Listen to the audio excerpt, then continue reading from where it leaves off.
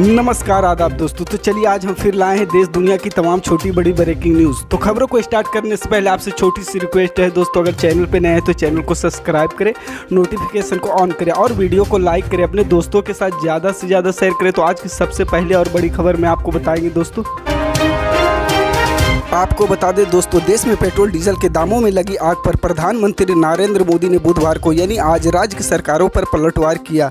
अब तक राज्य सरकारें ईंधन की कीमतों में बढ़ोतरी को लेकर मोदी सरकार पर निशाना साधते आ रही थी, लेकिन आज पीएम मोदी ने राज्यों से राष्ट्रीय हित में ईंधन पर मूल्य वर्धित को कम करने और केंद्र राज्य सरकारों को तालमेल की भावना को बढ़ाने का आग्रह किया। कोविड स्थिति को लेकर मुख्यमंत्री के साथ बैठक के दौरान पीएम मोदी यह अपील की। उन्होंने कहा कि केंद्र और राज्यों के संयुक्त प्रयासों से ही स्वास्थ्य के बुनियादी ढांचों में सुधार हुआ है। समन्वय अब अधिकार महत्वपूर्ण है, खासकर जब दुनिया युद्ध की स्थिति को देख रही है। प्रधानमंत्री नरेंद्र मोदी ने कहा कि पूरा विश्व युद्ध की स्थिति का सामना कर रहा है, ऐसे में तेल की आपूर्ति की सप्लाई पर भी गंभीर असर हुआ है। उन्होंने कहा कि इन हालातों में देश की केंद्र और राज्य सरकारों को जनता को राहत पहुंचाने में तालमेल की भावनाओं को बढ़ाने की आवश्यकता है। एक उदाहरण का हवाला देते हुए प्रधानमंत्री ने कहा कि केंद्र सरकार ने ईंधन एक्साइज ड्यूटी में कमी की थी, ठीक इसी तरह जनता को राहत देने के लिए राज्य सरकारों को भी वैट में कमी करनी चाहिए। कुछ राज्यों ने वैट कम किया लेकिन कुछ ने नहीं किया। प्रधानमंत्री मोदी ने कहा, वैट में कमी न होने की वजह से उन राज्यों में ईंधन की कीमतों में ज्यादा है, जिसका असर राज्य के लोगों पर पड़ रहा है। मैं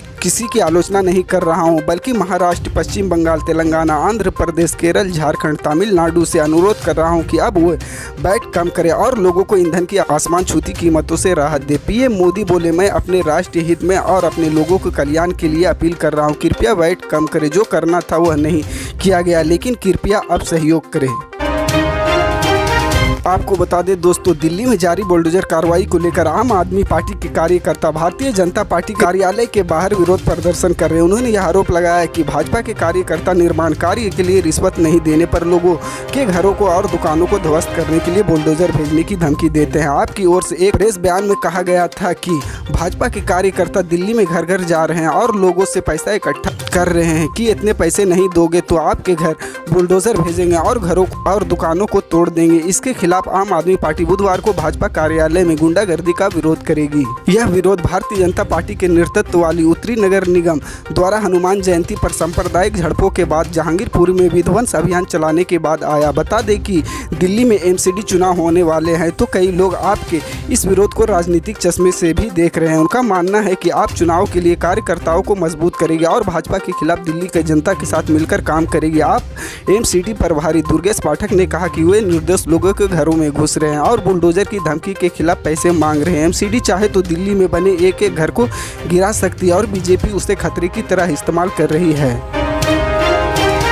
आपको बता दें दोस्तों, तमिलनाडु में आज सुबह से दुर्घटना हो रही है। पहले तंजापुर में निकाली जा रही रथ यात्रा के दौरान करंट लगने से 11 लोगों की मौत हो गई और अब राजधानी चेन्नई स्थित राजीव गांधी गवर्नमेंट हॉस्पिटल में आग लग गई। हालांकि इस घटना में जान माल की हानि नहीं हुई। जानकारी मिलने के तुरंत बाद मौके पर दमकल कर्मी पहुंच गया और हालात पर काबू पा लिया। मौके पर पहुंचे दमकल कर्मियों ने आग बुझाने के साथ ही अस्पतालों में इलाज करा रहे मरीजों को सुरक्षित निकाल एक दूसरे को वार्ड में पहुँचाया। अस्पताल की ओर से बताया गया कि प्रभावित वार्डों से मरीजों को निकालकर सुरक्षित वार्डों में शिफ्ट कर दिया गया। तमिलनाडु सरकार के मुख्य स्वास्थ्य सचिव ने राधा कृष्ण ने बताया कि सभी मरीजों को सुरक्षित निकाल लिया गया। पुराने बिल्डिंग में से एक आग लगी थी, 3 नए ब्लॉक सुरक्षित है। अब तक इस दुर्घटना में किसी तरह के नुकसान की खबर नहीं मिली है।